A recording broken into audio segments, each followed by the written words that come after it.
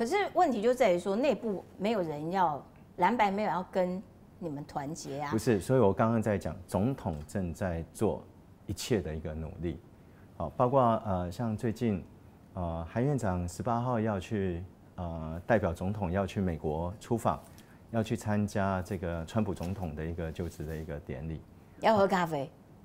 喝不喝咖啡是一回事啦，哈。不过我想，总统作为一个宪政的一个守护者，他在尽他的一个权责跟努力。好，我想这一个大家应该有看到，他正在做这样的一个。可是，会不会到最后有一种可能性是说，因为没有人要跟你讲武德啊？就国民党现在已经列出几个人啊，譬如说吴思瑶啦，苏巧慧、张宏禄、吴佩益这几个，我们就先罢你们几个。那如果民进党一直在这个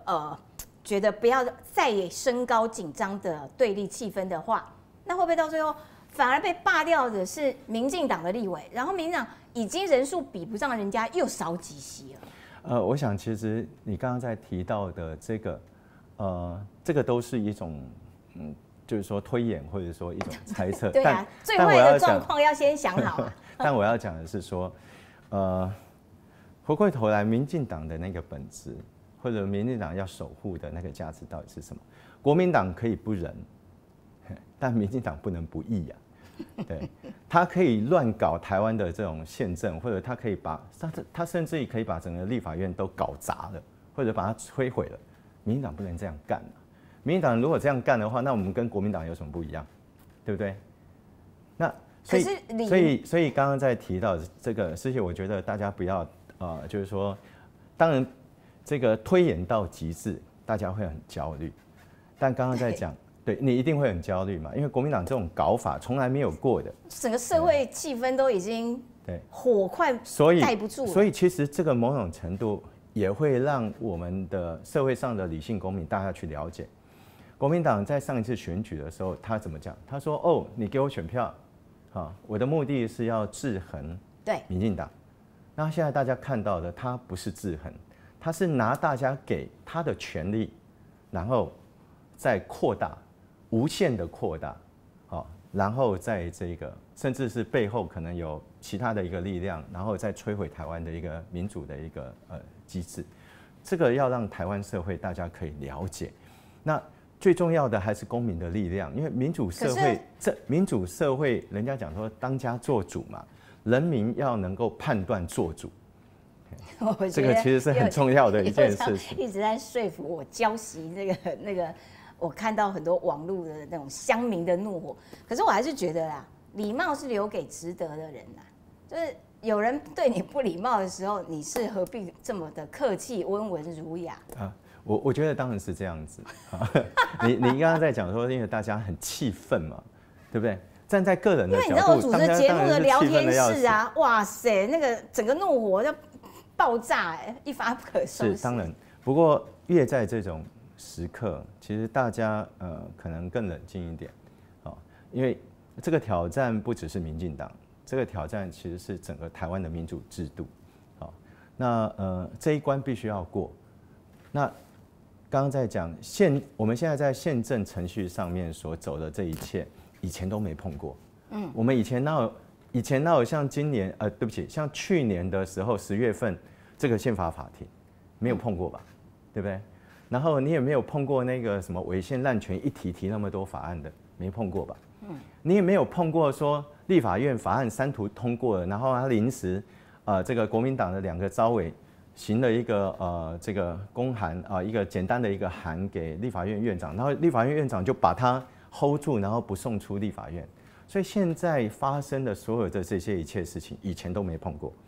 都是第一次。所以第一次，那应该就需要有更大的政治智慧来处理它。所以赖清德邀请韩国瑜喝咖啡，派他这个去美国参加川普的就职。然后呢，你前2天也跟这个民进党的发言人一起细数政绩，仍然希望朝野2025可以合作。你们是真的这样希望吗？你们觉得这样子讲，他们？这个韩国瑜会领情，国民党会领情，傅崐萁会领情吗？我觉得国民党领不领情，傅崐萁领不领情，韩国瑜领不领情是一件事情，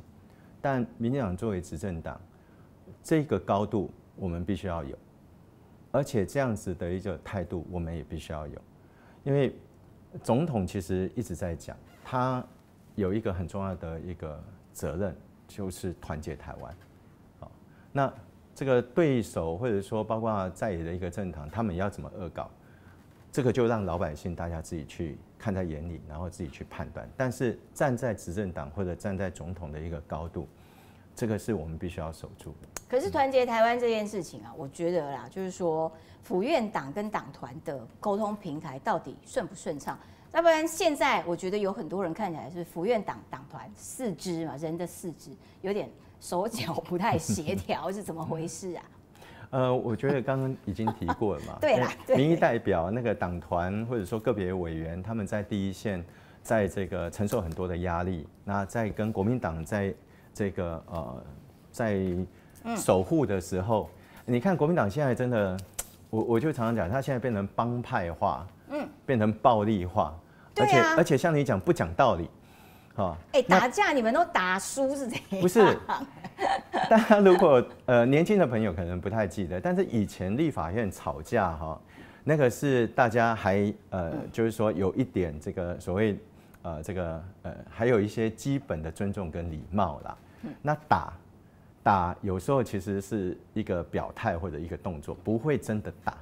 但现在国民党很奇怪，他是打真的，他是往死里打，打那种打头，打脸，然后踹那种不应该踹的地方，这个很离谱。这个如果是在过去的话，那个包括立法院的所谓的监督的这个公民的团体，或者是包括这个民众。或者是包括政党自己一定跳出来骂谴责嘛，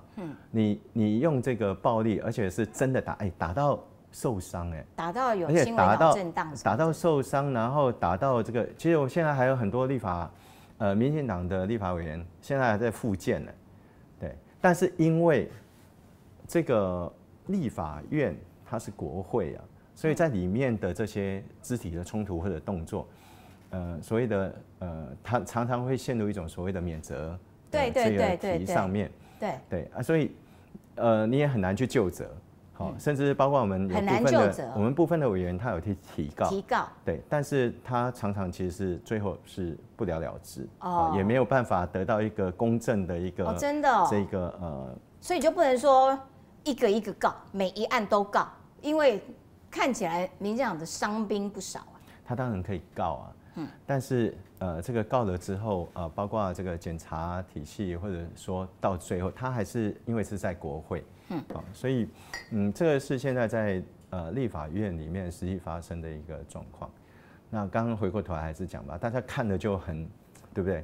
很生气，很气愤，对所以你看我们的，那你们有没有要去集体那个做训练？比如说。健身房练身体，要不然